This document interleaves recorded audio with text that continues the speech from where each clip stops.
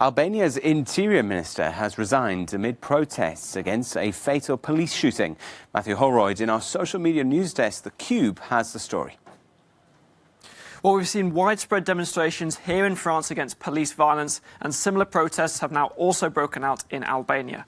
These were the scenes on the streets of the capital Tirana on Wednesday evening. Several hundred people gathering outside government buildings, many of them organised by social media. Projectiles were thrown at police officers, many people also trying to storm into the Interior Ministry.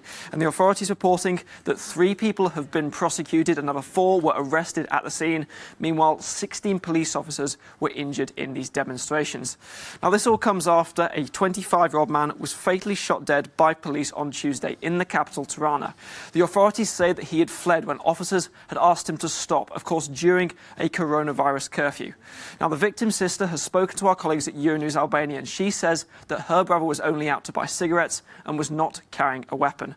We know so far that 1 police officer has been suspended following the incident in an investigation that confirmed by prosecutors in the country. But amid these calls, there were also calls for the Interior Minister to resign as a result of this. And these were finally confirmed on Thursday when the Prime Minister of Albania, Edi Rama, speaking in an address, confirmed that the Interior Minister, Sanda Lesai, had handed his resignation to him. He said he would accept this, but on his return to the country, allowing him to stay in the office for the time being. But these demonstrations have generated a huge response from across Albania's political spectrum. And even the country's president has weighed in, again calling to make sure that an investigation is carried out thoroughly and effectively.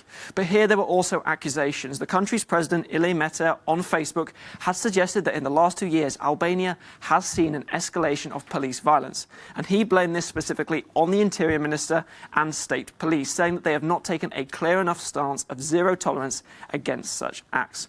Oliver, officials all across the country, including both the Prime Minister and the President, have said this police shooting was a tragic event, and the demonstrations after it have certainly shaken the country. Thanks, Matthew. Matthew Holroyd there, joining us from The Cube.